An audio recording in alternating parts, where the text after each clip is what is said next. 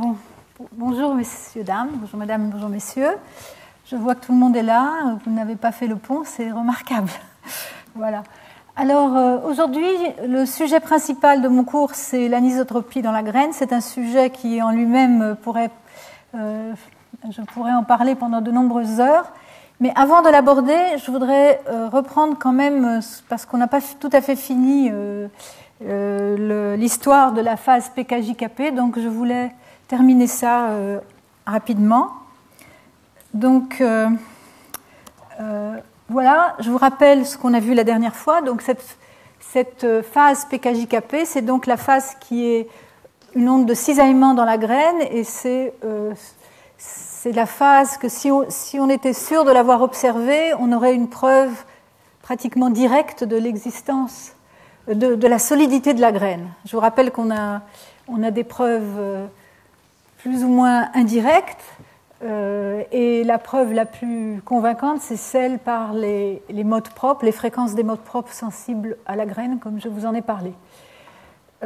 Alors, la dernière fois, on a parlé des observations qui ont été faites et qui ont prétendu être des observations de PKJKP. On les compte sur les doigts d'une main, donc on peut toutes les regarder. Donc je vous avais parlé de la première observation qui avait été faite à assez courte période, donc aux environs de 10 Hz, par Julian et collègues en 1972. Je vous avais expliqué que cette phase si elle existe, elle est de très faible amplitude, parce que le coefficient de conversion est très faible, à la limite entre le noyau externe et la graine. Et aussi, il y a une dépendance en fréquence de ce coefficient de conversion.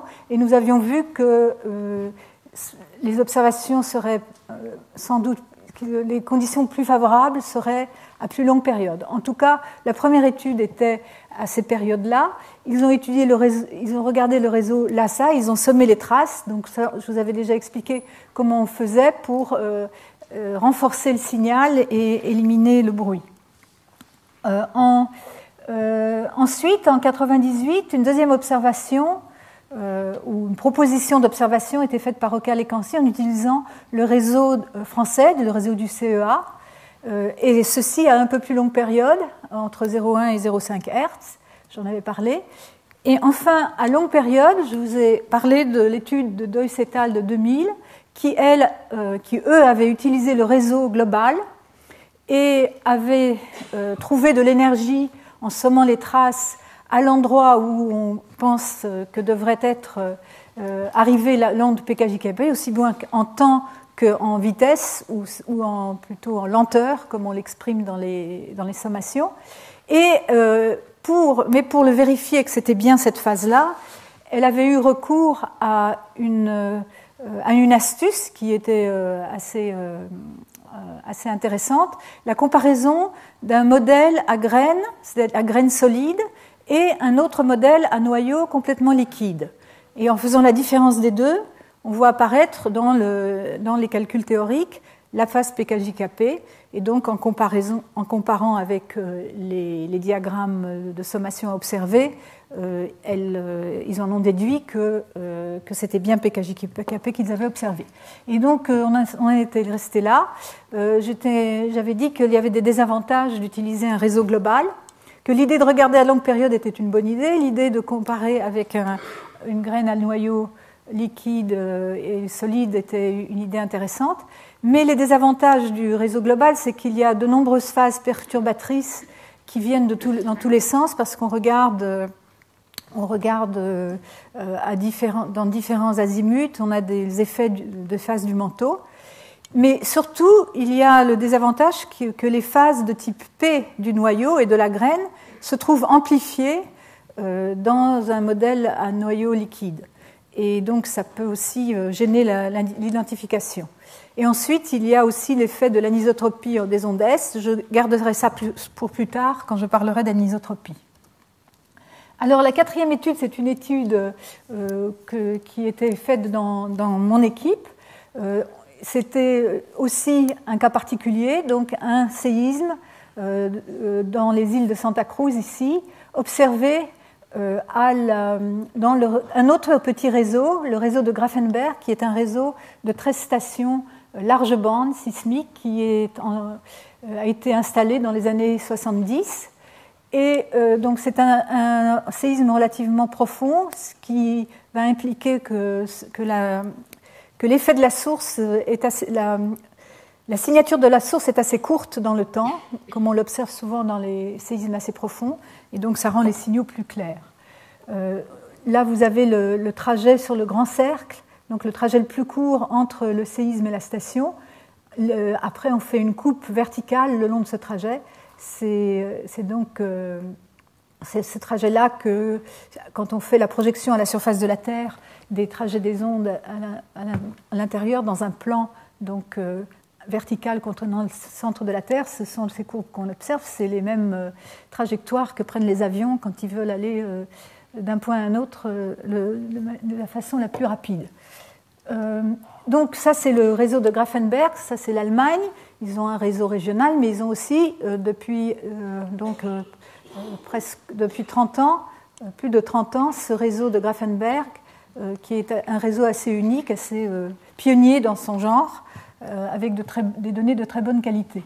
Donc cette source sismique, elle était assez exceptionnelle, parce que quand on regarde l'irradiation vers le bas de la source, vous voyez le lobe de radiation, donc c'est l'amplitude au départ de l'onde. Ici c'est la source, ici on regarde dans un plan vertical, donc on voit que dans la direction des ondes PK-IKP et PK-JKP, on a un maximum de radiation. Donc on est dans des conditions d'observation assez exceptionnelles. Donc voilà le diagramme de sommation donc, qui a été fait en fonction du temps et en fonction de la lenteur, donc l'inverse de la vitesse de phase de ces ondes. Et on utilise une sommation non linéaire, le Phase Weighted Stack, qui fait une pondération avant la sommation en multipliant par la phase du signal, ce qui renforce les signaux cohérents et détruit les signaux incohérents. Et donc ce qu'on voit ici, on voit cette énergie qui arrive à peu près à la bonne lenteur. La lenteur prédite par le modèle PREM, c'est moins 1,6 secondes par degré, et à peu près le bon temps d'arrivée à quelques secondes près. Ce qu'on voit ici, c'est une phase du manteau, très vraisemblablement, donc, qui n'a rien à voir avec. Mais vous voyez, à part cette grosse phase ici, le diagramme est assez propre dans ce cas-là. On a vérifié aussi en faisant une recherche sur les azimuts. Alors l'azimut, c'est donc la direction par rapport au nord de l'arrivée de l'énergie. Le bac azimut, c'est quand on le mesure à partir du réseau de stations. Et on voit un bac azimut qui est de l'ordre de 223 degrés, donc par rapport au nord. Donc ça fait le tour dans le sens des aiguilles d'une montre. Et le bac azimut prédit par le modèle PREM, c'est 218 degrés. Donc on en déduit que l'énergie de cette phase, elle vient bien le long du grand cercle, à très peu de choses près. Donc ce n'est sans doute pas une phase qui est due aux hétérogénéités du manteau, qui aurait dévié une autre phase et qui serait arrivée à ce moment-là. Alors, ce qui est intéressant dans cette étude-là, c'est qu'au lieu de prendre un modèle pour donc encore identifier cette phase, parce que ça ne suffit pas de voir de l'énergie, il faut encore être sûr que c'est la bonne phase. On avait, au lieu de prendre comme comparaison un modèle de graines liquides, donc où la vitesse de cisaillement serait 0 km par seconde, qui amplifie certaines phases. Donc ici, ce serait l'arrivée de la phase PK-JKP, mais vous voyez, donc ça, ce sont des sismogrammes synthétiques différentiels. Donc on fait la différence entre une graine solide, donc par le modèle PREM, et une graine liquide. Donc on remplace la graine solide par un modèle avec une vitesse de cisaillement nulle. Donc on voit apparaître la PK-JKP ici par différence, mais on voit apparaître aussi ces grandes phases ici qui sont des phases du noyau, Bon, c'est des phases un peu compliquées. Là, c'est une phase qui s'est d'abord réfléchie à la limite noyau-manteau et qui est ensuite retournée vers le noyau et qui l'a traversé comme onde de compression. Bon, ici, c'est d'autres phases. Ça, c'est la phase PKPDF. C'est une phase aussi du noyau en onde P. Donc, pour s'affranchir de ces énergies ces ondes perturbent la bonne observation de la phase PKJKP. Et donc, pour s'en affranchir, on prend, au lieu de prendre un modèle liquide pour la comparaison, pour faire la différence, on prend un modèle qui a du cisaillement dans le noyau, mais 8% en moins, la vitesse de cisaillement est 8% de moins que celle de Prem. Celle de Prem, c'est 3,5 km par seconde. Et le fait de prendre cette vitesse de cisaillement plus faible va changer aussi les vitesses des ondes de compression et va les éliminer de cet intervalle de temps. Elles vont apparaître en dehors de cet intervalle de temps. Donc cet intervalle de temps va être plus propre pour ce qui est de l'observation de PKJKP. Donc ici, vous voyez le sismogramme différentiel obtenu par comparaison du modèle Prem et du modèle donc qu'on appelle quasi-liquide ou pseudo-liquide, où la vitesse de cisaillement est 8% moins que Prem. Ceci a but d'identifier l'arrivée de l'onde PKJKP. Et quand on fait maintenant donc, ces sommations synthétiques, on appelle ça des vespagrammes, on voit donc, un vespagramme qui correspondrait à un modèle proche du vrai modèle de Terre, donc pour un modèle comme le modèle Prem, mais à la seule différence que le facteur de qualité, donc ce facteur qui détermine l'atténuation des ondes dans la graine, il est de 300, alors que celui dans le Prem, il n'est que de 85. Donc on a ici un modèle qui amplifie, qui va avoir une atténuation moins forte dans la graine, beaucoup moins forte, à peu près 3 à 4 fois moins forte. Mais dans ce modèle, on voit pas grand-chose, on voit des énormes phases qui sont toutes des phases du manteau, qui sont très fortes. Et donc, en fait, ce qu'on veut faire, c'est éliminer ces phases-là. Et donc, on compare avec un modèle avec une graine pseudo-liquide. Les phases du manteau devraient être exactement les mêmes. Et on voit que le diagramme montre les mêmes énergies arrivant ici, les mêmes phases du manteau. Elles ne sont pas forcément identifiées, mais comme elles n'ont pas changé de place, on confirme que ce sont bien des ondes du manteau. Et par contre, vous voyez ici, il y a une petite perturbation dans ce diagramme-là par rapport à celui-ci. Et quand on fait la différence, on voit apparaître ce qui est l'onde PKJKP, et elle arrive effectivement à la lenteur, à peu près la même lenteur que celle observée, et à peu près au même temps. Ici, il y a une petite énergie en plus. C'est la phase qu'on appelle la phase de profondeur, c'est la petit p PKJKP qui est d'abord allé se réfléchir sur la surface et ensuite à plonger en profondeur. Alors si on compare ça au diagramme observé, qui est celui-ci, vous voyez que donc celui-ci, on ne peut pas enlever les phases du manteau, c'est les observations. On voit bien cette phase arriver au bon moment, au bon endroit dans cet espace à 2 dimensions. On ne voit pas du tout d'énergie correspondant à la phase de profondeur, mais comme la phase de profondeur a pu être très atténuée par réflexion dans la région de la source, ça n'est pas quelque chose qui nous a spécialement inquiétés. L'essentiel, c'est de voir l'énergie au bon endroit pour la phase principale. Ensuite, on a donc proposé qu'on avait observé PKJKP. Ce qui est intéressant, c'est que cette observation nous a permis aussi d'estimer l'atténuation en cisaillement dans la croûte, donc le facteur de qualité qu'on appelle Q-bêta dans la croûte.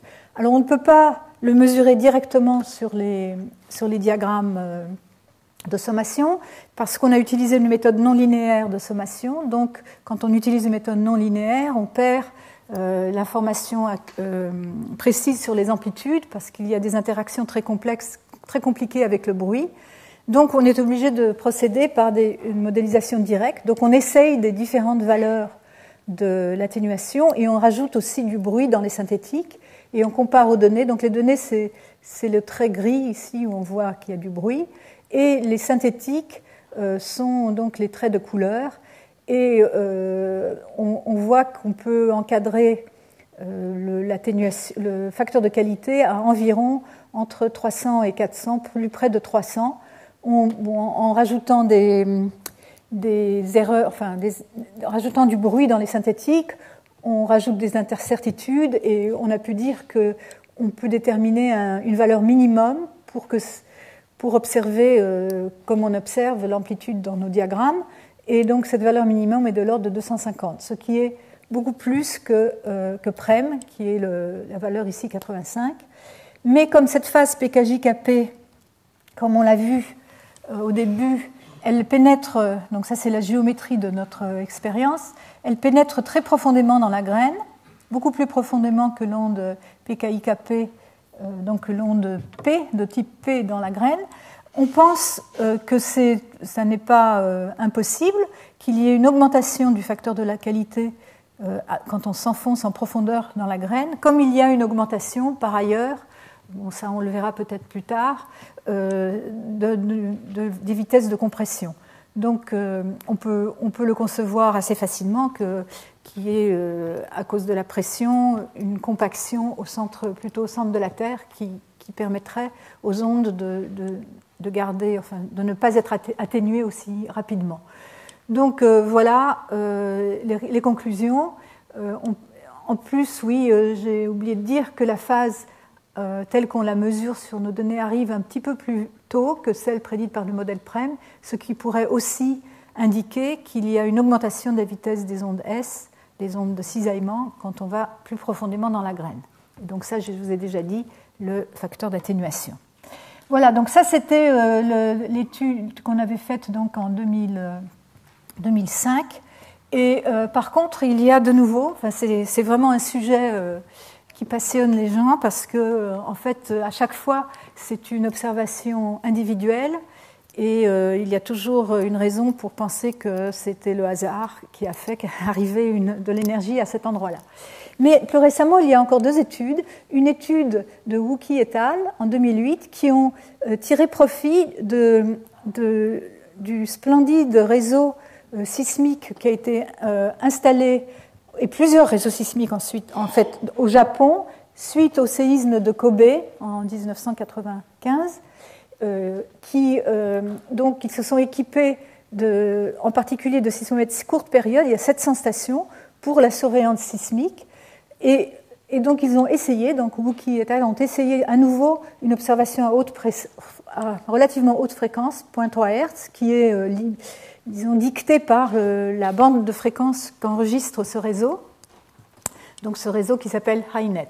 Et là, ils ont trouvé un séisme de magnitude 7 en Mozambique, un séisme peu profond de 14 km en 2006, et ils sont à une distance moyenne de 114 degrés de ce séisme.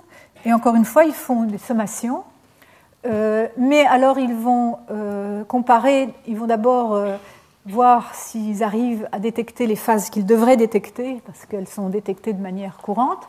Donc ils regardent la phase PKKP, donc c'est cette phase-ci, PKKP, donc qui se réfléchit par l'intérieur à la limite noyau-manteau. Et c'est la phase, il y a deux branches de cette phase, la branche AB qui est celle qui est dessinée, et puis la branche BC qui va plus profondément dans le noyau, qui n'est pas dessinée. C'est les mêmes branches que pour la phase PKP ordinaire. Et donc ici, ils ont fait donc une sommation de traces, qui, je crois, est aussi une sommation de traces par PWS, donc Phase Weighted Stack, et donc qui compare l'énergie observée à celle prédite par le modèle AK135. Donc ça, c'est un autre modèle de référence. Le PREM est un modèle qui avait été construit en utilisant à la fois des temps de propagation d'ondes du manteau et du noyau, et aussi des modes propres, alors que le modèle AK135, c'est un modèle uniquement avec des ondes de volume et qui convient très bien pour les ondes du noyau. Il prédit assez bien les temps de propagation. Donc vous voyez qu'ils identifient sans problème cette phase AB, avec un peu plus de difficulté la phase BC, et la phase de profondeur, donc la petit p, PKKAP, donc la phase qui montait d'abord à la surface et qui est redescendue tout de suite après, et elle arrive un petit peu plus tard. On peut d'ailleurs en déduire la profondeur du séisme en regardant ces différences de temps. Donc ils ont décidé que cette phase était une bonne phase de référence parce que son trajet était un peu aussi...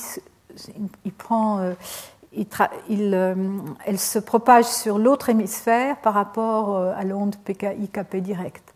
Mais ici, il y a l'onde réfléchie, PK petit IKP, réfléchie sur la graine, sur la limite de la graine, et vous voyez qu'il la voit très bien aussi, avec une petite différence de lenteur, mais pas très grande, et à peu près les bons temps d'arrivée, aussi bien pour l'onde principale réfléchie et pour sa phase de profondeur, petit p, p grand K, petit IKP.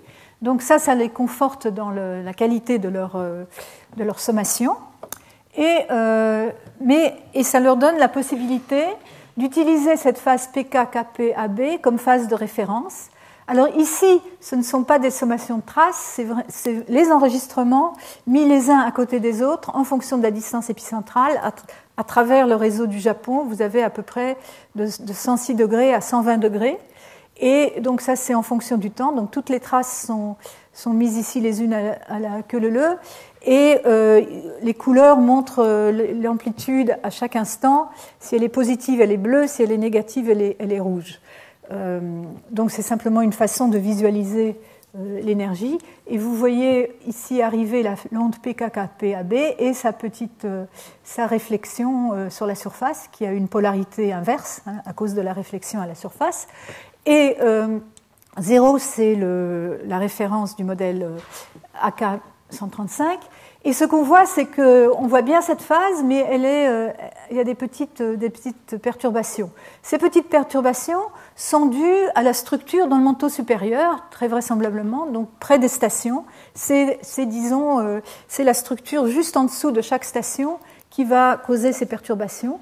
Donc ils décident d'utiliser ces perturbations-là pour aussi corriger les enregistrements dans l'intervalle de temps qui conviendrait pour détecter l'onde de cisaillement PKJKP. Donc après correction, donc toujours encore sur PKKPAB, ils alignent, donc on voit très très bien cette onde s'aligner ici, et donc après ils font une sommation, ils vont amplifier le signal considérablement. Donc ils font les mêmes corrections dans l'intervalle de temps qui correspond à PKJKP, et voilà ce qu'ils obtiennent. Donc maintenant, en faisant le diagramme en fonction du temps, et donc la sommation des traces en fonction du temps et de la lenteur, donc ils font des sommations pour divers essais de lenteur, et ils regardent quelle est la lenteur qui va donner l'énergie maximale. Et donc là, vous voyez qu'ils ont une énergie bien marquée dans ce domaine d'intervalle, donc c'est une quarantaine de secondes autour du temps théorique qui est marqué par le rond, du temps prédit donc, et aussi vraisemblablement l'onde de profondeur petit p PKJKP. Et ils font la même chose qu'on avait fait dans l'étude précédente, ils font varier un peu l'azimut d'arrivée avant de sommer les traces, pour vérifier qu'elles arrivent bien le long du grand cercle qui correspondrait au 0, ici dans cette représentation, et la voient arriver à peu près là où il faut. Ils voient qu'il y a une avance d'environ 1,5 secondes par rapport au temps théorique, mais donc une valeur tout à fait raisonnable. Donc voilà, on en est là. Des observations de PKJKP faites sur différents réseaux à différentes fréquences, mais toujours un exemple particulier d'événement, un exemple particulier de réseau, et pas vraiment d'observation générale. Alors, il y a encore une étude qui a été faite très récemment par Schirer et al., qui, eux, ont décidé, qui trouvent qu'ils n'étaient pas très satisfaits de cette idée qu'on observait de temps en temps PKJKP, mais il fallait des conditions vraiment très spéciales pour l'observer. Est-ce que c'est vraiment ça qu'on observe? Alors, eux, ils ont pris les grands moyens, ils ont pris toutes les données globales sur, je ne sais plus quelle période de temps, mais donc correspondant à la distance de 100 à 180 degrés, donc un grand nombre de séismes, ils se sont arrangés pour les aligner. Donc ici, c'est encore une fois les traces, juste en fonction du temps, dans un certain domaine de temps par rapport, c'est 800 secondes après le temps origine du séisme. On voit arriver différentes phases en fonction de la distance, donc les énergies. Ici, la P diffractée, l'onde diffractée sur la limite noyau-manteau, l'onde PKP avec ses branches diverses, BC, DF, AB. L'onde PP, c'est une onde du manteau qui se réfléchit une fois sur la surface, qui est très forte. Celle qui se réfléchit 3 fois, on les voit très très bien. On identifie un certain nombre de phases. Et par contre, les traits ici, ont été au temps, donc à la vitesse ou au temps, qui correspondrait à plus ou moins 10% du temps théorique prédit par les modèles pour PKJKP. Donc PKJKP devrait apparaître ici quelque part au milieu. Et bon, il ne voit rien. Moi, quand je regarde un peu de près, j'ai l'impression de voir quelque chose, mais c'est pas très net. Il faut dire que ces enregistrements ont été filtrés à assez longues périodes, des périodes supérieures à 17 secondes, et ils ont aussi comparé à des synthétiques que je ne vous montre pas. Dans les synthétiques, ils ne voient rien non plus. Rien de frappant dans cet intervalle, même en mettant des facteurs de qualité très élevés, comme ceux qu'on avait pris dans notre étude, donc des facteurs de qualité de 300. Et donc ils ont conclu qu'en fait, on ne pourra pas observer, ça sera très difficile d'observer PKJKP, certainement à ces périodes-là, et qu'en fait, au vu de l'étude de Wookie, si on la croit, c'est peut-être quand même à plus courte période, à plus haute fréquence qu'il faudrait regarder. Et l'argument qu'il donne, c'est qu'à plus haute fréquence, les autres ondes, les ondes du manteau s'atténuent assez rapidement parce que le facteur de qualité du manteau est relativement faible. Et donc, on a peut-être plus de chances de voir les ondes du noyau. C'est d'ailleurs une méthode utilisée pour l'onde PKKP que je vous ai montrée précédemment. Bon, on en est là. Nous sommes en train d'étudier avec un de mes postdocs la possibilité tout de même de regarder PKJKP avec peut-être des méthodes nouvelles de traitement du signal. Voilà. Donc ce sujet-là, nous arrêtons là. J'ai passé un peu trop de temps dessus, mais nous allons passer à l'anisotropie dans la graine. Puisqu'on va parler d'anisotropie, je pense qu'il est utile de faire une petite introduction à l'anisotropie sismique. Voilà, je ne sais pas, je peux faire une petite pause et demander s'il y a une question peut-être sur PKJKP, si jamais quelqu'un veut poser une question. C'est le moment. Non ? Bon, je continue alors. Donc voilà, l'anisotropie sismique. Donc, je vous ai déjà parlé, disons, le champ des ondes sismiques est très riche. On a des ondes de compression, on a des ondes de cisaillement, on a des ondes réfléchies, réfractées, des ondes converties. Mais on a des fréquences élevées, enfin relativement élevées pour les ondes de volume. On a des périodes plus longues pour l'observation des modes propres. Mais il y a encore une autre dimension, c'est celle de l'anisotropie. La structure de la Terre est dans bien des endroits, est anisotrope. C'est le cas certainement dans le manteau supérieur, c'est aussi le cas à la base du manteau, et on pense en fait que c'est le cas aussi dans la graine. Et la structure est dite anisotrope du point de vue sismique si les ondes qui se propagent dans des directions différentes se propagent à des vitesses différentes. Et cette anisotropie sismique peut provenir principalement de deux causes. Une cause liée disons, à la forme des couches de matériaux, des couches de roches, soit donc à un effet microscopique dû à la forme, aux propriétés des cristaux dont sont formées les roches eux-mêmes. Donc, quand il s'agit, là, on voit aisément, par exemple, quand on a un empilement de couches lentes et rapides, alternativement lentes et rapides, on voit aisément qu'on va avoir une différence dans la vitesse sismique, des ondes qui se propagent à travers ce milieu, suivant qu'elles se propagent perpendiculairement à la direction des couches ou dans la direction des propagations des couches. La vitesse sera plus lente pour la direction perpendiculaire. C'est plus difficile de déformer le matériau dans cette direction-là. Donc ça, on peut aussi imaginer des inclusions fluides qui se trouveraient alignées d'une certaine manière et qui pourraient avoir le même effet. Par contre, l'anisotropie donc, qui provient des propriétés des cristaux, donc des propriétés microscopiques, par exemple le fer, la structure cristalline du fer existe. Le fer existe en trois structures cristallines qu'on appelle BCC, FCC et HCP suivant les réseaux, la géométrie des réseaux cristallins. On pense, mais on n'est pas encore complètement sur la question, que la phase stable dans la graine, on a longtemps pensé que c'était la phase HCP qui a des propriétés d'anisotropie très marquées. Maintenant, on pense peut-être que c'est la phase BCC qui pourrait être stable. Enfin, certains auteurs pensent que ça pourrait être la phase BCC qui est stable dans la graine. Cette phase BCC a aussi des propriétés cristallines d'anisotropie.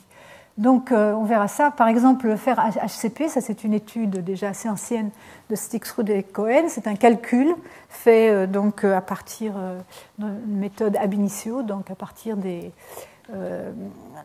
principes fondamentaux de la physique et de la thermodynamique, qui montre que le fer HCP, mais ces calculs sont faits à haute pression mais à température ambiante pour cet article-là. Ensuite, ils ont fait aussi l'étude à haute température. Vous voyez ça c'est la direction de propagation en fonction des axes cristallins qu'on marque par ces notations-là. Et vous voyez que cette vitesse est différente pour les ondes, suivant la direction de propagation, pour l'onde P, mais aussi pour l'onde S. Alors dans le cas de l'onde S, il y a en plus le phénomène de biréfringence. C'est que dans un milieu anisotrope, l'onde S se sépare en deux ondes qui se propagent à deux vitesses différentes, une onde rapide et une onde plus lente. Voilà. Donc on peut aisément concevoir que si la graine est formée de fer presque pur, et ces cristaux de fer pourraient être alignés par un processus physique qui reste à déterminer. Il y a pas mal de propositions qui ont été faites. On pourrait aisément concevoir qu'on pourrait voir cette anisotropie se manifesterait de manière macroscopique sur la vitesse des ondes de compression et de cisaillement qui traversent la graine. Alors donc ça c'est la propriété de biréfringence. Vous avez une onde qui d'abord se propage, une onde S dans un milieu isotrope, elle rentre dans un milieu anisotrope et vous avez une direction de polarisation correspondant à l'onde rapide et une autre direction de polarisation correspondant à l'onde lente. Et vous voyez qu'au fur et à mesure que l'onde se propage dans ce milieu anisotrope, l'onde lente va être décalée de plus en plus par rapport à l'onde rapide. Et quand vous allez l'observer à la surface ou après qu'elle retraverse un milieu isotrope, vous aurez, au lieu d'une seule onde S, vous aurez deux ondes S. C'est une signature importante, une façon de déceler l'anisotropie. Alors, là, je vais montrer quelques équations. Bon, c'est pas simplement pour recadrer. Donc, nous nous trouvons donc dans le cas simple enfin simple, pas forcément très simple, d'un matériau élastique qui est traversé par ces ondes. Le fait que le matériau est élastique s'exprime par la loi de Hooke qui relie de manière linéaire le tenseur des contraintes, ici sigma, au tenseur des déformations. Donc ces deux tenseurs sont des tenseurs d'ordre 2 et ils sont donc reliés par un tenseur d'ordre 4 qui est le tenseur d'élasticité, tenseur élastique. Donc ici on utilise la convention de sommation. Donc à chaque fois que les deux indices sont répétés, ça veut dire qu'on fait la somme sur les trois valeurs de ces indices. On est dans l'espace de dimension 3. Donc ici on a fait la sommation sur l'indice K et sur l'indice L pour obtenir le coefficient IJ de la contrainte. Alors, à cause des différentes symétries, parce que le tenseur des contraintes et le tenseur des déformations sont tous les deux des tenseurs symétriques, il y a aussi une symétrie dans le tenseur élastique, et en fait, au lieu des 80 éléments qu'il pourrait y avoir, il n'y en a que 21 qui sont indépendants, donc dans le cas le plus général. Mais, bien sûr, on est loin de pouvoir résoudre dans la Terre 21 éléments indépendants du tenseur élastique. Donc, dans le cas le plus simple, si les propriétés sont indépendantes de la direction, on dit que le matériau est isotrope, et à ce moment-là, il n'y a que deux paramètres, deux éléments indépendants dans le tenseur élastique. Ce sont les fameux paramètres de Lamé, lambda et mu. Donc ça, c'est le cas le plus simple, et la relation entre les contraintes et les déformations s'écrit comme ceci, où delta ij est ici le symbole de Kronecker, qui est égal à 1 quand i égale j, et 0 quand i est différent de j. Et bien sûr, vous connaissez ça déjà, puisqu'on c'est équivalent à exprimer ces propriétés élastiques par soit le module de cisaillement qui est toujours le même que celui-ci, mais on peut remplacer le paramètre de Lamé par le module de compression kappa, kappa égale lambda plus 4 tiers de mu, et où on peut préférer et exprimer ça en fonction des vitesses, des deux vitesses élastiques, la vitesse des ondes P qu'on aime bien appeler alpha et la vitesse des ondes S qu'on aime bien appeler bêta, qui elles font intervenir les paramètres de Lamé et aussi la densité. Donc pour vraiment décrire un modèle élastique complet, il nous faut trois paramètres, la densité et les deux paramètres élastiques, et bien sûr la variation en profondeur et latérale, etc. Si on complique un tout petit peu plus, le modèle anisotrope le plus simple suivant, c'est un modèle d'anisotropie qu'on appelle d'anisotropie radiale ou transversale. À ce moment-là, le tenseur élastique comprend 5 éléments indépendants qui ont été appelés par Love en 1911 ACFLN. On utilise fréquemment ces notations. Donc c'est un cas où vous avez un axe de symétrie avec une vitesse, et dans les plans perpendiculaires à l'axe de symétrie, la vitesse ne dépend pas de la propagation. Et on peut relier, donc on a deux vitesses, donc l'axe ici est vertical, on a deux vitesses des ondes S, une vitesse pour les ondes polarisées verticalement qui s'appelle SV, donc VSV, une vitesse pour les ondes polarisées horizontalement SH, et de même pour les ondes P, PV et PH. Et ensuite, donc LN et CA sont reliés de manière simple à ces quatre vitesses. Et ensuite, il y a le cinquième paramètre. Souvent, on utilise, au lieu d'utiliser F, on utilise un paramètre qu'on appelle eta, F sur A-2L. Alors, inutile de dire que pouvoir déterminer tous ces paramètres dans l'intérieur de la Terre, c'est déjà, un défi. Dans le manteau supérieur, dans les premiers 200 km de manteau supérieur, on sait bien contraindre. On sait que la Terre est anisotrope avec une anisotropie radiale assez forte, et donc les modèles de Terre tels que PREM incluent déjà cette anisotropie radiale. on peut concevoir que si vous avez une couche limite à la surface de la Terre dans la convection, et donc que vous avez surtout des étirements horizontaux, qu'un tel modèle puisse convenir et que ce soit vraiment une propriété qui reflète directement le modèle dynamique dans la Terre. Mais alors, et en particulier, il y a aussi un autre type d'anisotropie qu'on observe assez facilement, c'est ce qu'on appelle l'anisotropie azimutale. Elle ne va pas nous concerner, du moins dans ce cours, pour ce qui est du noyau, mais celle-ci, c'est la propriété observée qu'on observe des variations de la vitesse suivant l'azimut, c'est-à-dire suivant la direction par rapport au nord, dans un plan horizontal dans lequel on observe. Et c'est le cas, ça a été observé dans les années 70, déjà dans les régions de rides océaniques, donc à l'endroit où la nouvelle croûte se forme, donc vous avez une montée du matériau pour former la nouvelle croûte, et ensuite les deux plaques s'écartent et donc se figent, donc la lithosphère se solidifie, se refroidit, et on voit très bien, ça c'est dans les ondes P, les variations en fonction de l'azimut, donc où les vitesses sont les plus rapides perpendiculairement à la ride, donc dans la direction de l'ouverture des fonds océaniques, de la création de nouvelles croûtes. Et donc on voit cet effet extrêmement bien marqué dans les ondes P mesurées dans ces conditions-là. Mais nous nous intéressons au noyau. Alors revenons à nos moutons.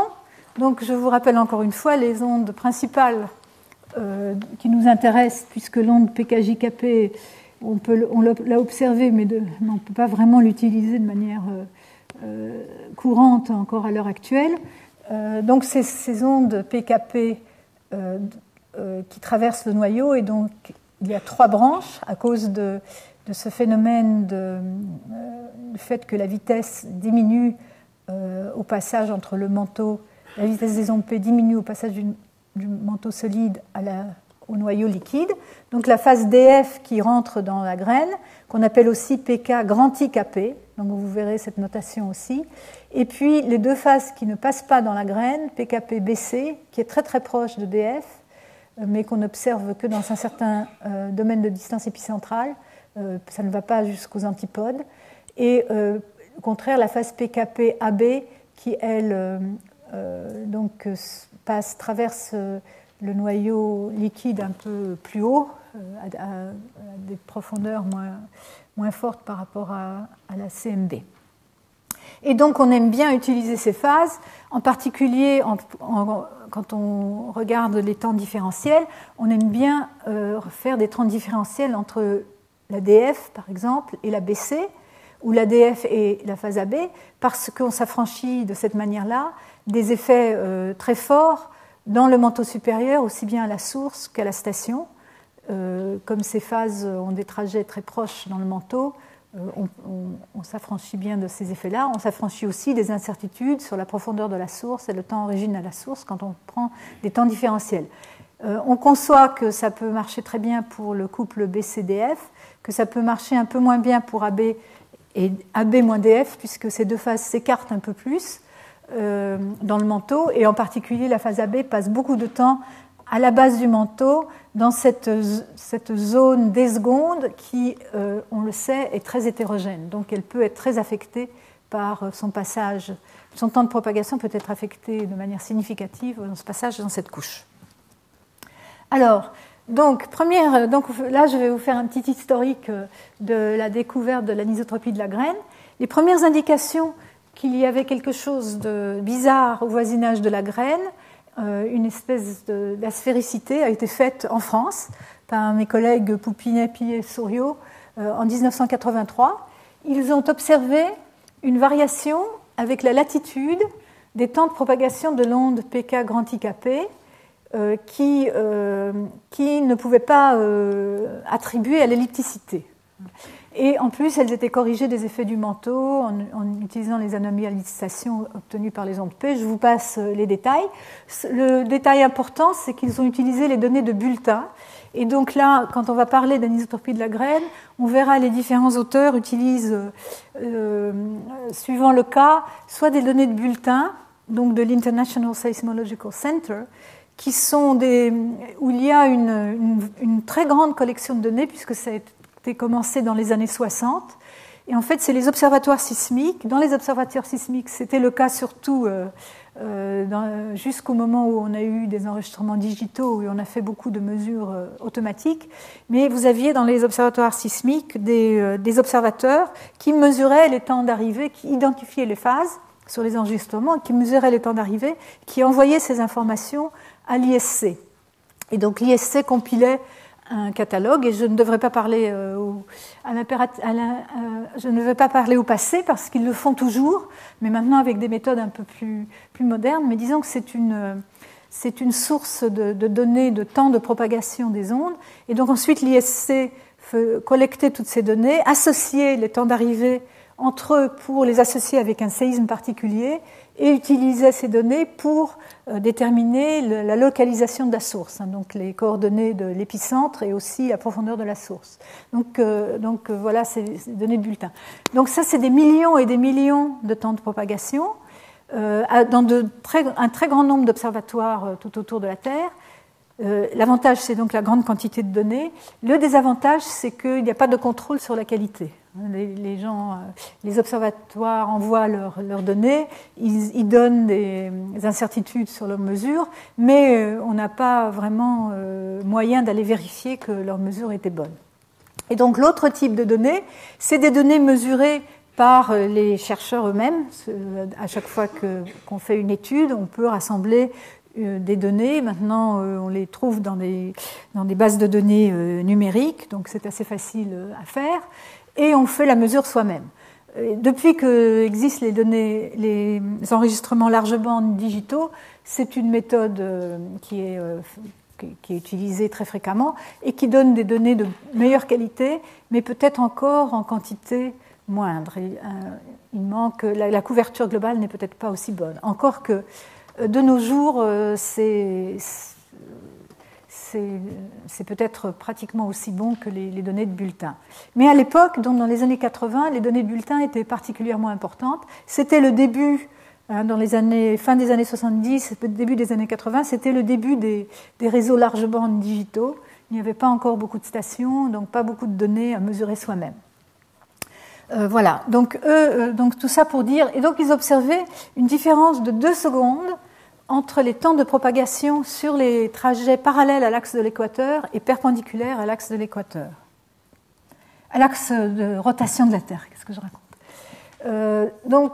Les trajets sont plus courts, les temps sont plus courts sur les trajets polaires, donc parallèles à l'axe de rotation, que sur les trajets équatoriaux perpendiculaires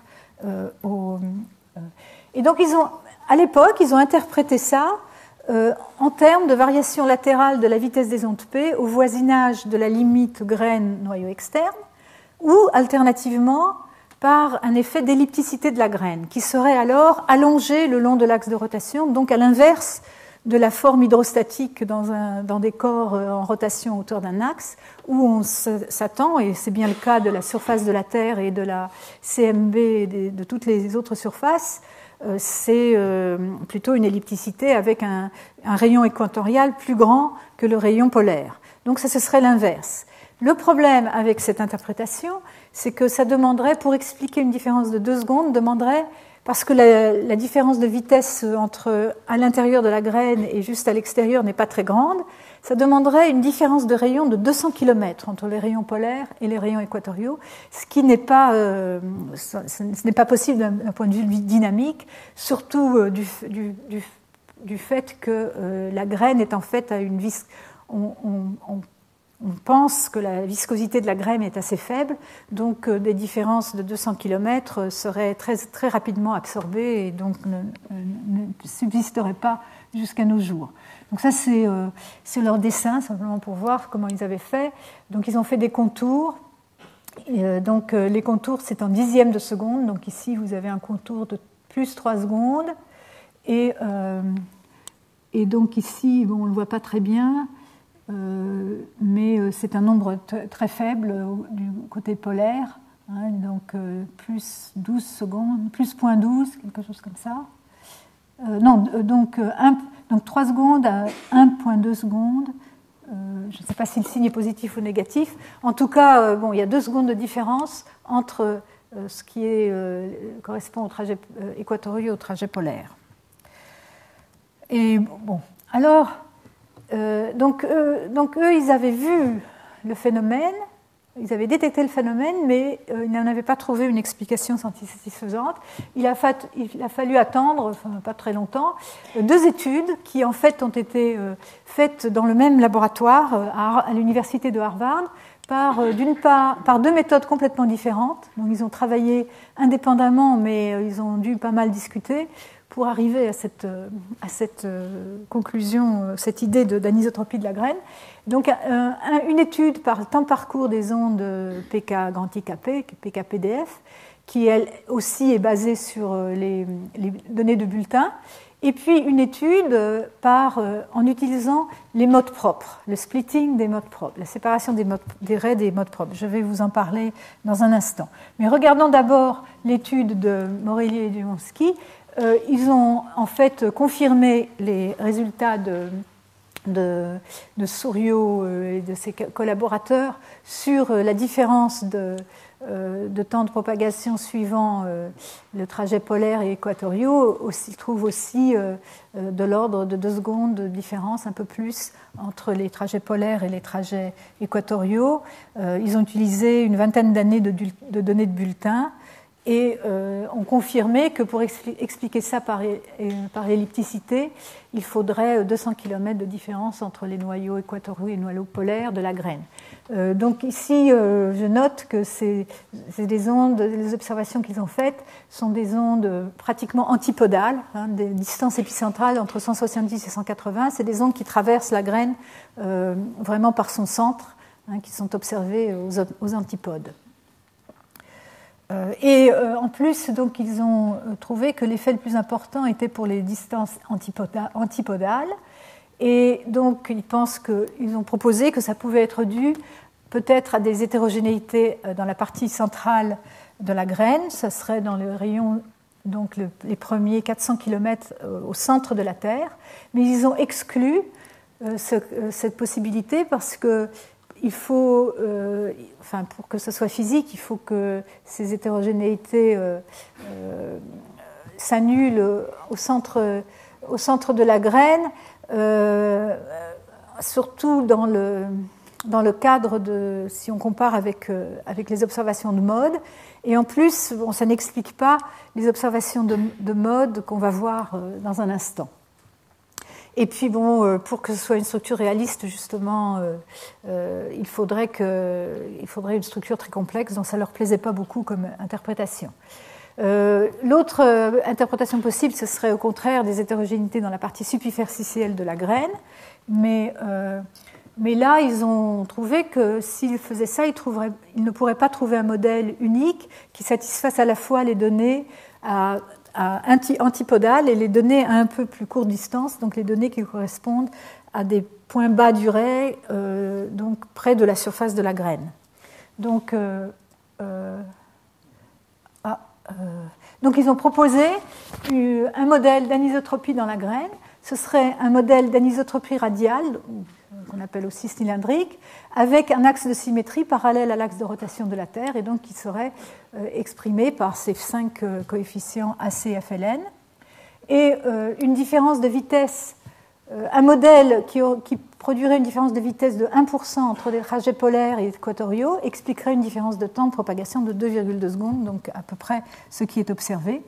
Et dans un modèle de ce type-là, l'expression de la vitesse en fonction de cet angle xi, que je vais vous expliquer ce que c'est en fait l'angle du trajet dans la graine par rapport à l'axe de rotation de la Terre. Donc, je vais vous montrer sur un dessin, la vitesse des ondes P varie en fonction de cet angle, suivant cette loi qui fait intervenir les carrés des sinus et des cosinus de cet angle, et qui fait intervenir 3 coefficients anisotropes, A, C, et la somme 2L plus F. Donc pour décrire un modèle simple d'anisotropie dans la graine, ensuite on peut regarder si ces coefficients varient en profondeur, mais le modèle le plus simple, où c'est constant dans toute la graine, fait intervenir 3 coefficients, au lieu de 2 pour un modèle isotrope.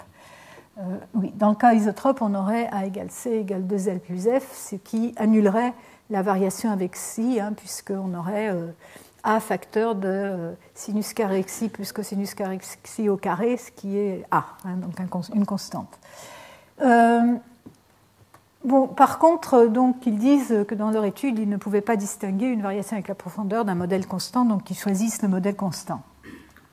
Alors, une autre façon d'exprimer cette vitesse, c'est de considérer que l'anisotropie étant faible, 1%, on peut l'exprimer en termes de perturbation par rapport à un modèle de référence, une petite perturbation, et le modèle de référence étant isotrope. Et dans ce cas-là, on peut relier le coefficient C qui serait égal à A dans le cas isotrope, on peut l'écrire sur la forme 1 plus un petit facteur multiplié par A. Et on peut ensuite écrire 2L plus F aussi en fonction de ce produit AC en faisant intervenir un autre paramètre sigma. Et donc ça simplifie l'équation. Donc on écrit Vp en fonction de la vitesse dans le plan équatorial et de 2 petits paramètres, epsilon et sigma, de cette manière-là.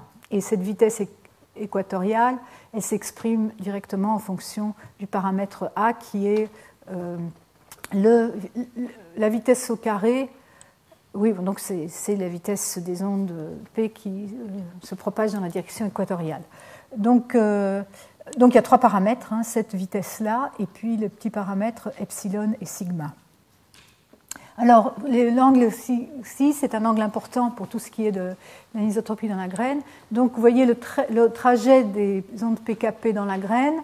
En fait, la vitesse étant pratiquement constante dans la graine, on peut considérer que la portion de raie qui est dans la graine est en fait une ligne droite ou un segment de droite. Et donc, on sait très bien définir l'angle que fait ce segment de droite avec l'axe de rotation de la Terre, et c'est ça qu'on appelle Xi. Et donc la variation en fonction de Xi des temps de propagation, qui sont ici exprimés en temps... Bon, ça c'est des données que nous avions rassemblées, moi, avec des étudiants beaucoup plus tard, c'est pas dans les années 80, mais ça montre cette variation, donc où lorsque l'angle est 0, donc quand vous avez des trajets polaires, vous avez une grande différence de temps de parcours entre BC et DF. Un BC ne traverse pas la graine, donc elle est retardée par rapport à DF. Dans ce cas-là, c'est plutôt 3 secondes. Et par contre, lorsque Xi est égal à 90 degrés, donc dans le point équatorial, elles arrivent à peu près en même temps. Donc, mais ça, vous voyez qu'il y a beaucoup de dispersion dans les données, on en parlera plus tard. Et ça, c'est la courbe théorique correspondant à l'équation que j'ai montrée ici. Voilà, en fonction de... C'est une parabole en cosinus carré θ, carré psi, pardon. Donc voilà, alors ça c'est pour revenir à l'étude de Morelli et Dziewonski. Ils ne pouvaient pas... j'aurais dû montrer ça... non, j'aurais pas dû montrer ça avant, c'est bon. En termes d'hétérogénéité à la surface de la graine, vous voyez que si on veut expliquer les données qui traversent la graine superficiellement, donc qui n'interagissent qu'avec la partie superficielle de la graine, donc à des distances relativement courtes, on obtient un modèle comme ceci. Par contre, si on veut expliquer les données à plus grande, qui échantillonnent la graine à plus grande profondeur, on obtient des modèles complètement différents. Ça, c'est des variations de vitesse. Le blanc, c'est négatif, et bleu est positif par rapport à un modèle moyen. Par contre, si on fait intervenir l'anisotropie dans la graine et qu'on corrige les effets de ce modèle d'anisotropie, on trouve un modèle d'hétérogénéité dans la partie superficielle de la graine, qui est à peu près le même, quel que soit le type de données. Donc on utilise différents types de distances. Donc c'était encore une raison de croire que le modèle d'anisotropie était un modèle qui permettait d'expliquer très bien les données et qui évitait d'avoir recours à des modèles un peu compliqués. Alors, bon, l'autre vision de ceci est à travers les modes propres. Et donc, je vais passer un tout petit peu de temps à faire une introduction. Je vous avais déjà montré, dans le cas isotrope, comment les modes propres, les fréquences des modes propres étaient reliées aux paramètres élastiques en fonction de la profondeur. Et donc, on utilisait la méthode des perturbations pour relier une différence entre la fréquence observée et la fréquence calculée à une structure en profondeur. Mais alors, je vous rappelle encore une fois que pour obtenir les modes propres, on prend un très long enregistrement de nombreuses heures. Ici, il y a 15 heures d'enregistrement, mais parfois on peut faire jusqu'à plusieurs jours, voire une centaine d'heures. Donc on voit, ce sont les ondes de très longue période qui se propagent dans une direction et dans l'autre direction à travers la Terre, enfin le long de la surface de la Terre, avec l'énergie qui diminue avec la profondeur.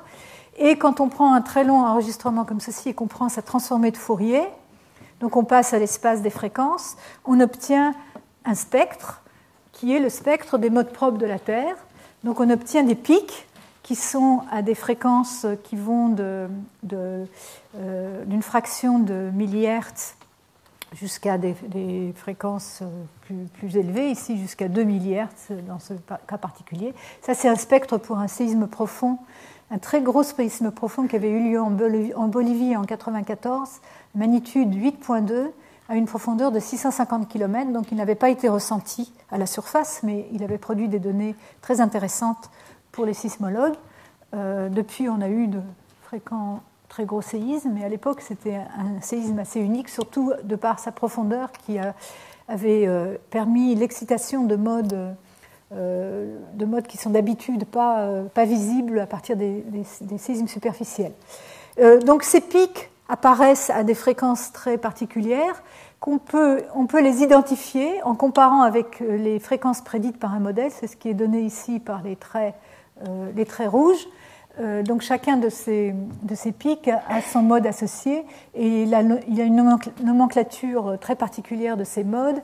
Je vais vous montrer dans les trucs. Donc ici, ça c'est le séisme de un peu plus gros plan sur les fréquences donc en millihertz de 0,2 à 1.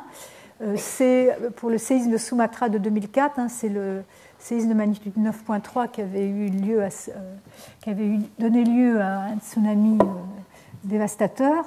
Et ça c'était malheureux, mais on avait eu des enregistrements d'extrêmement bonne qualité de modes propres. Et là on voit les modes les plus graves, le mode sphéroïdaux. Donc ici c'est le mode qu'on appelle le mode de rugby, parce qu'il correspond à des déformations, si vous regardez la Terre du dessus, des déformations donc ellipsoïdales dans un sens puis dans l'autre, dans un sens puis dans l'autre. Et c'est la période la plus longue, donc le mode le plus grave d'oscillation propre de la Terre, qui est de 54 minutes de fréquence. Et donc après, le suivant, c'est 0S3. S2, ces modes sont décrits. S, c'est pour sphéroïdal, c'est des enregistrements sur la composante verticale. Il existe aussi des modes toroïdaux qu'on ne devrait pas voir sur cet enregistrement vertical, mais on le voit quand même à cause d'un couplage avec la rotation. Je vous passe ces détails, mais donc le 0, c'est le nombre de nœuds du mode en profondeur. Donc les modes, c'est des ondes stationnaires. Il y a un certain nombre de nœuds en profondeur et un certain nombre de nœuds à la surface de la Terre. 0, c'est le nombre de nœuds en profondeur, donc c'est le mode fondamental. Il n'a pas de nœuds en profondeur. L'énergie diminue avec la profondeur jusqu'à s'annuler. Et le 2, c'est son ordre angulaire, qu'on dénote par la lettre L, et qui montre le nombre de nœuds horizontalement. Donc là, vous voyez, il y a 2 nœuds, sur 180 degrés, 2 nœuds de ce mode. Le mode 0S3, qui est le mode suivant sur la branche fondamentale, lui a 3 nœuds, 1, 2, 3. Regardez ce. Et ça, c'est la déformation en surface. Ensuite, il y a aussi 0S4, etc. Le 0S0, c'est un mode radial. C'est un mode qui correspond à compression-dilatation de la Terre dans son ensemble. C'est un mode avec un très haut facteur de qualité. On peut l'observer même un mois après un fort séisme comme Sumatra. On le voyait encore dans les enregistrements. Et puis donc, alors ce que vous voyez, c'est que ces raies, ça n'est pas des pics uniques, mais c'est un ensemble de pics. Les raies sont séparées ici. En fait, de manière théorique, un mode de coefficient angulaire de 2 doit manifester 5 raies, 2L plus 1.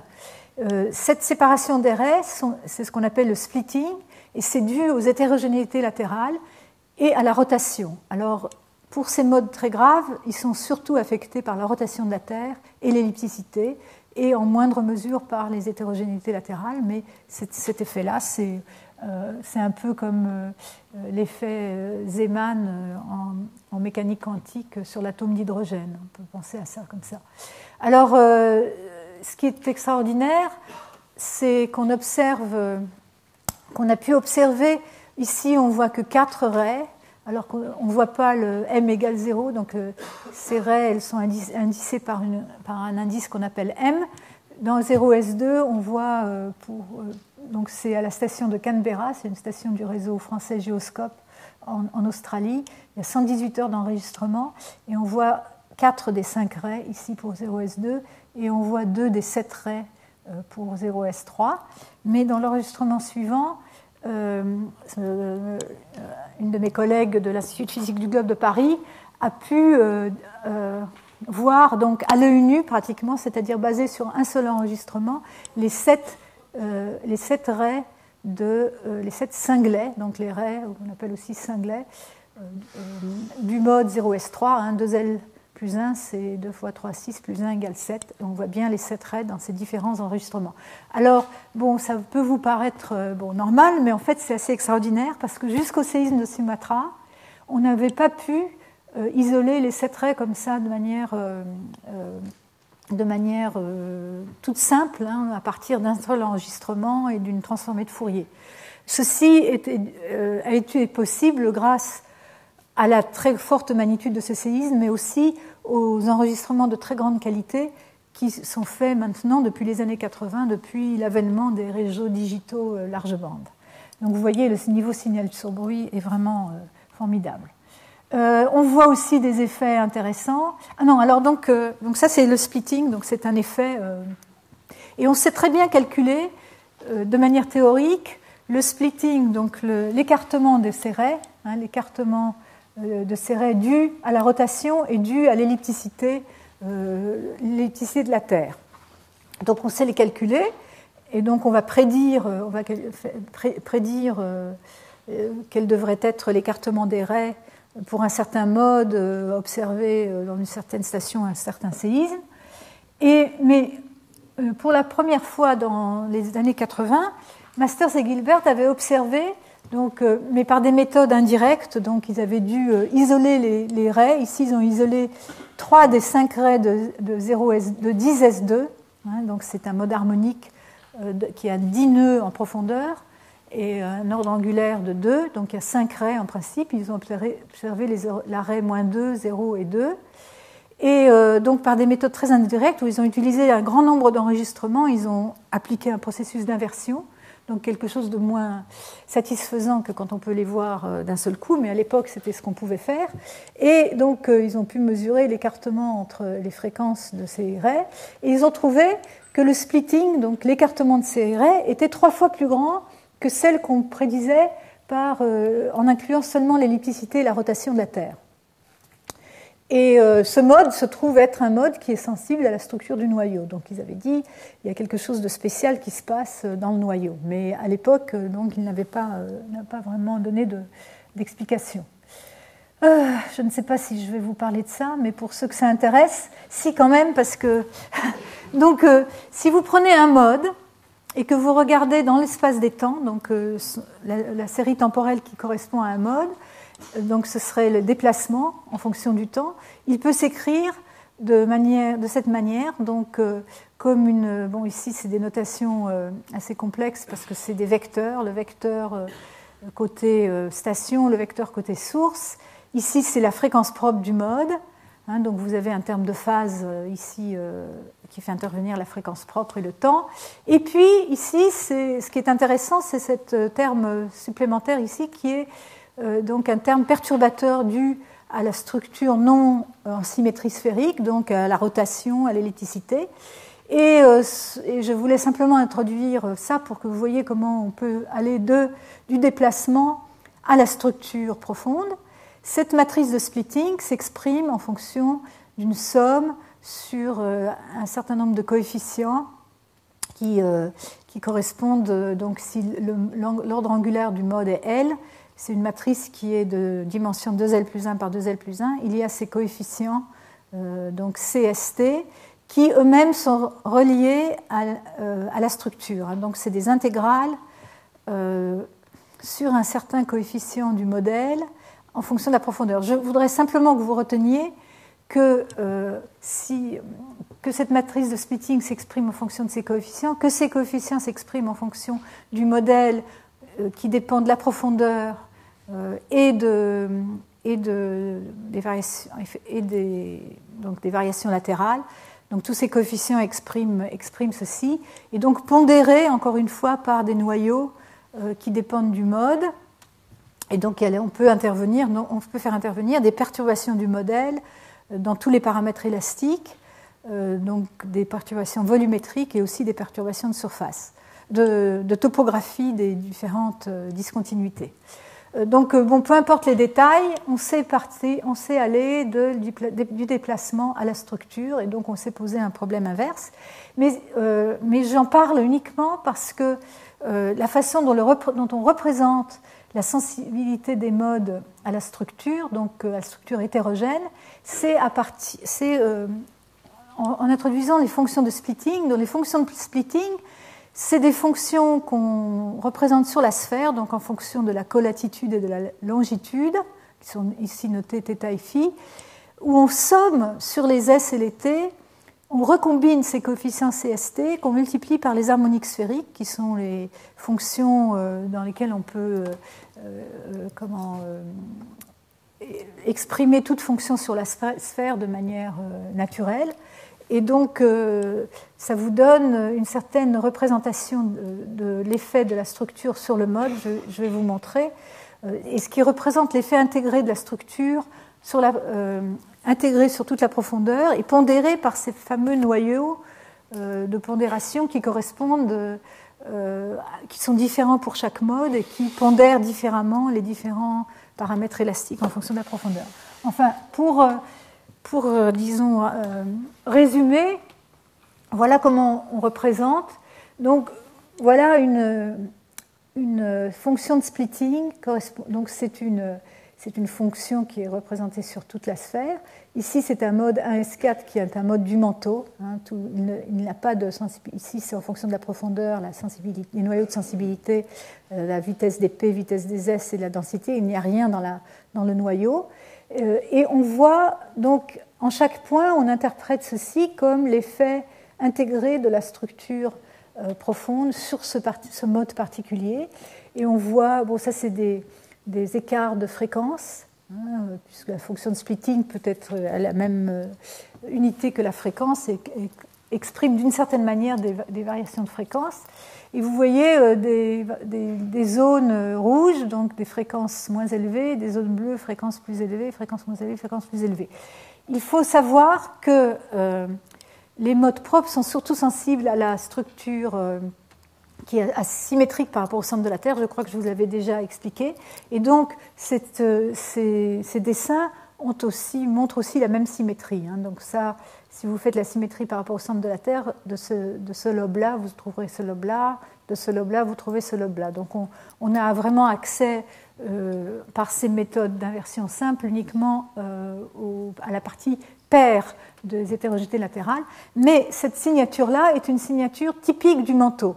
si on prenait un modèle du manteau et qu'on prédisait la fonction de splitting pour ce mode-là ou un autre mode du manteau, on verrait quelque chose de semblable, des fréquences plus fortes, c'est-à-dire des vitesses plus élevées le long des zones de subduction, ici en Amérique du Sud et dans l'ouest du Pacifique, et des fréquences plus lentes correspondant à des vitesses plus lentes dans le milieu des océans, donc ici près de la ride est-Pacifique et sous l'Afrique. Indien. Donc ça, c'est des signatures tout à fait, enfin des expressions très bien connues de l'effet du manteau. Maintenant, si on regarde la même représentation pour un mode du noyau, par exemple 6S3, dont on voit ici la sensibilité en fonction de la profondeur, vous voyez qu'il y a une trop grande sensibilité à l'onde P dans le noyau externe et une sensibilité aux ondes S dans la graine et un peu aussi à la densité.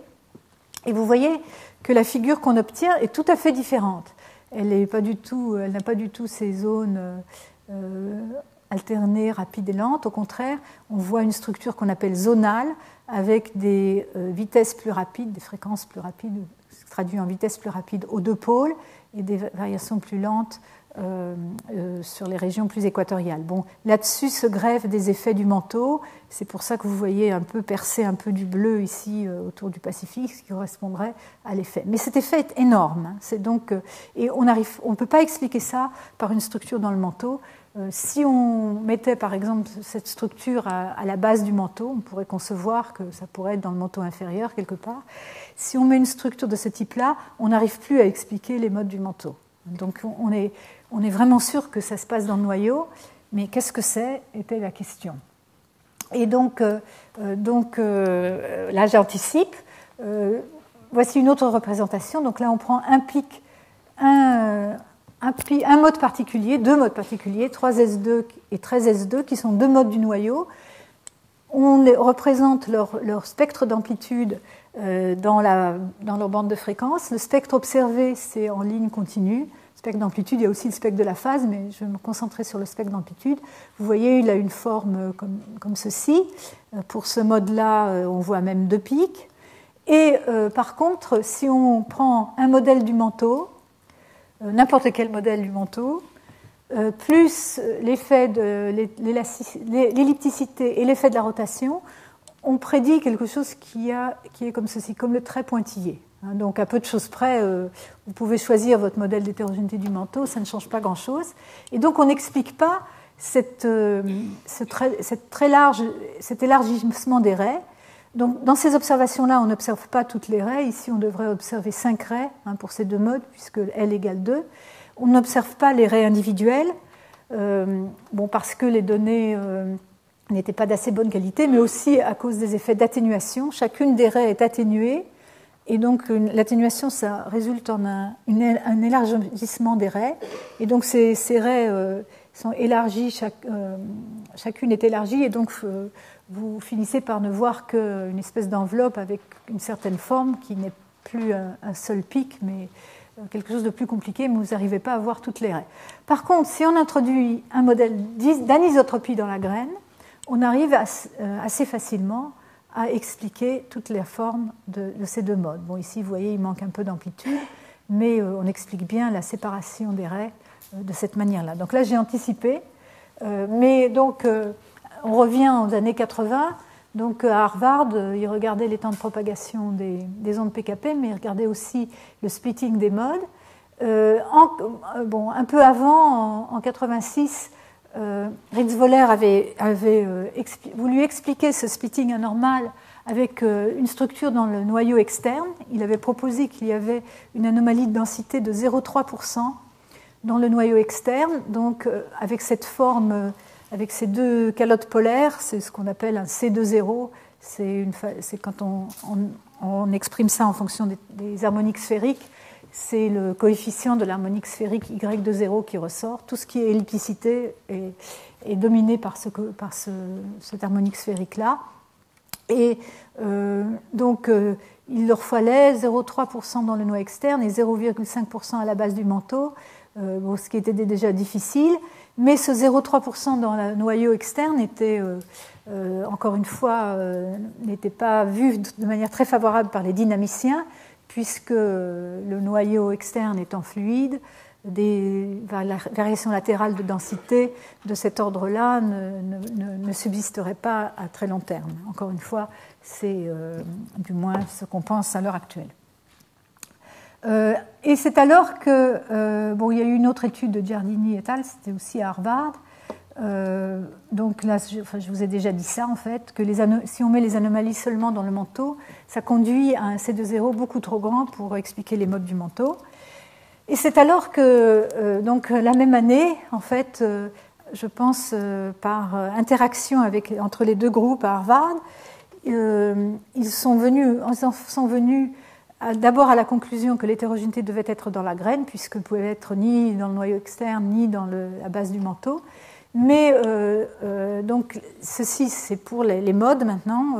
On aurait une topographie de 20 km à la limite graine-manteau. Je vous rappelle que c'était 200 km pour les temps de propagation. Et ça, c'était encore un peu fort. Donc, ils ont proposé un modèle d'anisotropie dans la graine, encore une fois un modèle simple.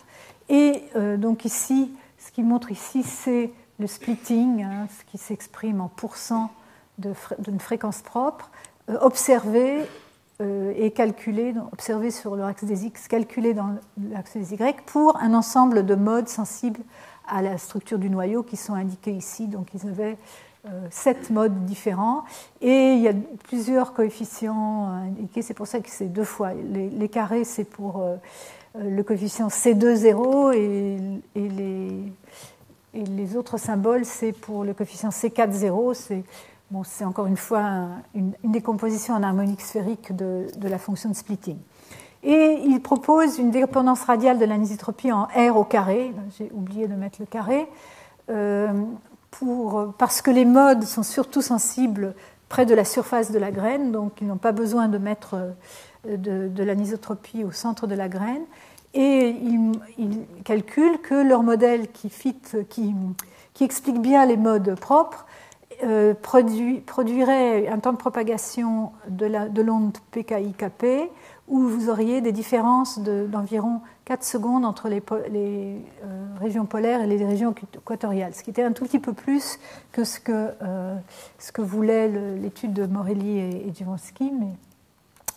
Donc voilà ce qu'ils ont dit dans leur article, je vous le cite parce que c'était assez remarquable. Il est possible que pour expliquer pourquoi ils ont introduit l'anisotropie de la graine, il faut bien trouver une raison pourquoi la graine pourrait être anisotrope.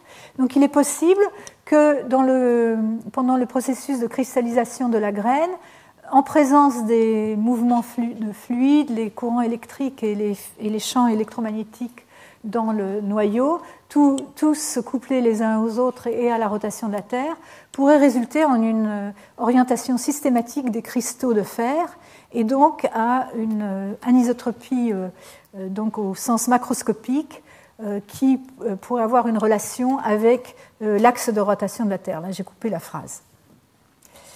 Voilà.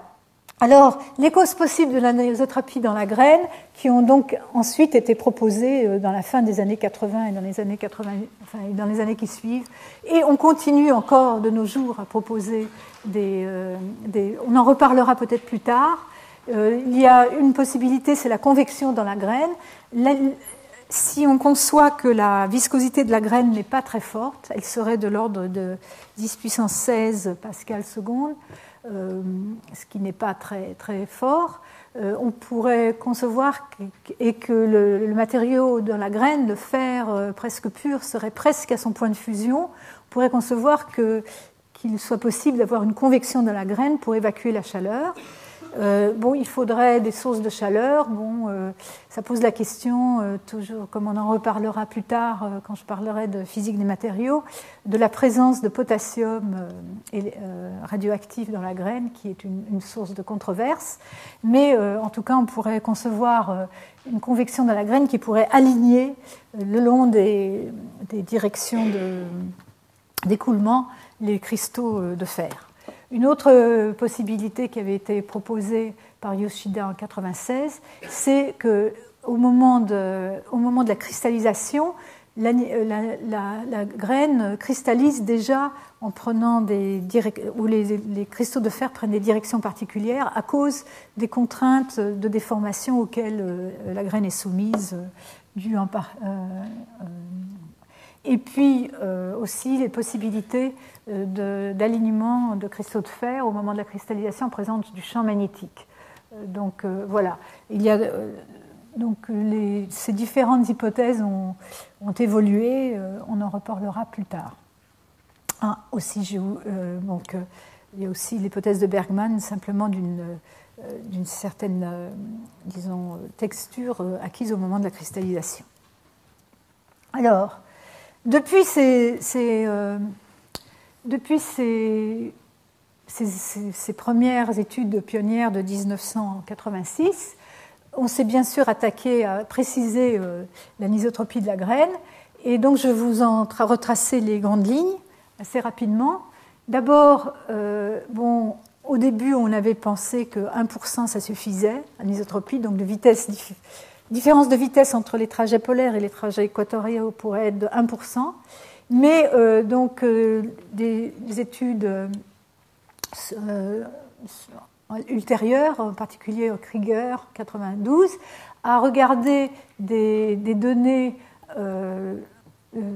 alors qu'il a mesuré lui-même, donc on commençait déjà à avoir pas mal de données large bande, et il montre, alors ici donc c'est en fonction de cosinus carré de cet angle par rapport à l'axe de rotation de la Terre, la mesure des temps différentiels BC, donc la phase qui ne passe pas dans la graine, et DF, celle qui passe dans la graine, et on voit que pour des valeurs fortes de cosinus carré xi, c'est-à-dire un xi proche de 0, les anomalies s'envolent jusque vers 4 secondes par rapport à les valeurs proches de 0 pour les trajets équatoriaux. Et donc ici, en pointillé, ce sont des modèles précédents, donc en particulier le modèle initial de Morelli et Dziewonski, et un modèle de deux autres auteurs qui avaient fait aussi une étude et qui trouvaient une anisotropie faible. Cette étude-là montre, non, il faut plus, il faut au moins 3% d'anisotropie pour expliquer les données. Ça, c'est les mêmes données en fonction de la distance épicentrale plutôt que de l'angle, qui montrent, et dans ce domaine-là, on voit les données anormales, donc celles correspondant aux angles faibles par rapport à l'axe de rotation, on les voit arriver ici. Alors là-dessus est venue une étude de Trombe par les modes propres, qui a fait une étude beaucoup plus étendue que l'étude initiale de Woodhouse, etc., qui a montré, je vais vous passer les détails, mais en gros, il a bien vérifié que le splitting, mais il s'est montré maintenant ici d'une manière différente, c'est en fonction de l'arrêt du mode. Donc ici, c'est un mode du noyau 18S4, il y a 8 cinglets, il devrait y avoir 8 raies qui sont de moins 4 à plus 4 en passant par 0. Et les observations, donc les fréquences de ces raies, sont indiquées par les symboles. Et on voit que la prédiction en utilisant seulement l'ellipticité et la rotation, qui a une forme en M, M étant cet indice de raie qui est parabolique, n'explique pas les fréquences de ces cinglés-là, n'arrive pas à expliquer tout. Par contre, si vous prenez un mode du manteau comme 1S4, qui a le même nombre de raies, vous expliquez très bien les fréquences de ces cinglets par uniquement la rotation et l'ellipticité. Alors je note qu'ici on voit une parabole parce que ce mode-là est sensible à un très fort coefficient C qui est un effet de l'ellipticité, alors que le mode du manteau est surtout sensible à l'effet de la rotation, dans ce cas particulier. Donc, et pour expliquer ceci, lui il dit moi je n'ai pas besoin de mettre effectivement, il me faut plus de 3% d'anisotropie, mais ça n'a pas besoin d'aller jusqu'au centre de la graine, et j'obtiens un modèle qui fit bien les modes propres, mais qui convient pas mal non plus pour les temps de propagation.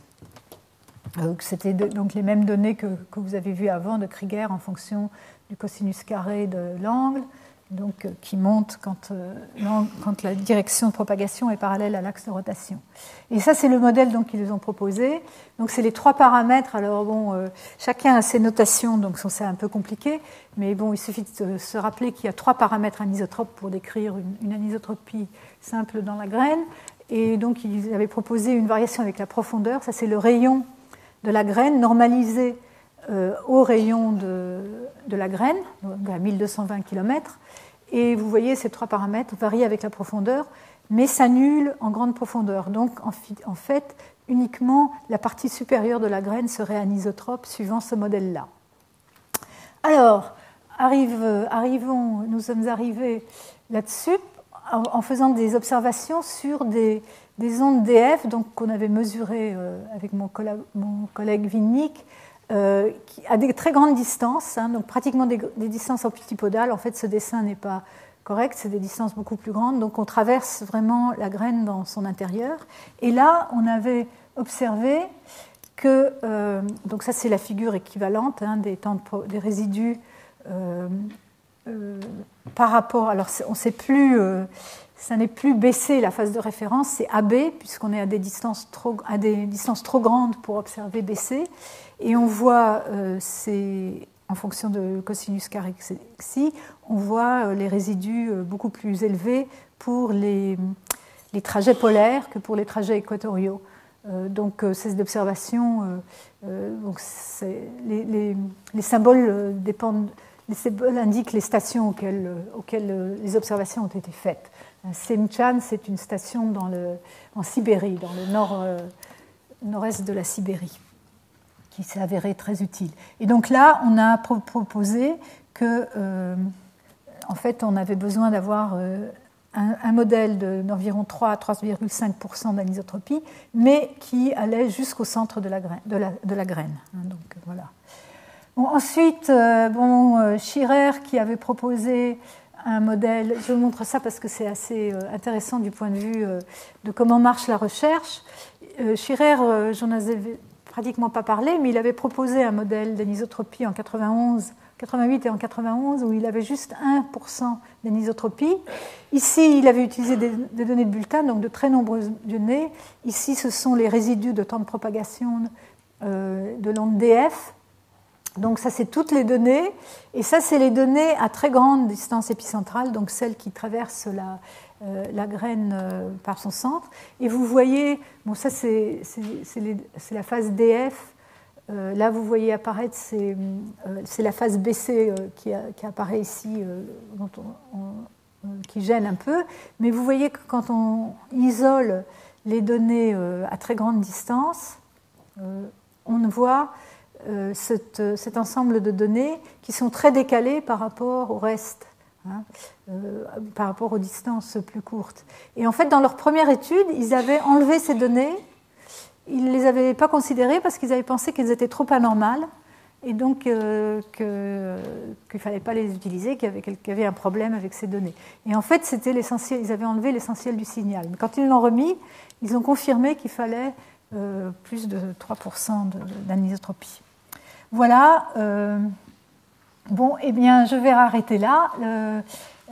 La prochaine fois, je parlerai de cette étude-ci qui va nous propulser pour regarder les effets, enfin la question de la rotation différentielle de la graine par rapport au manteau.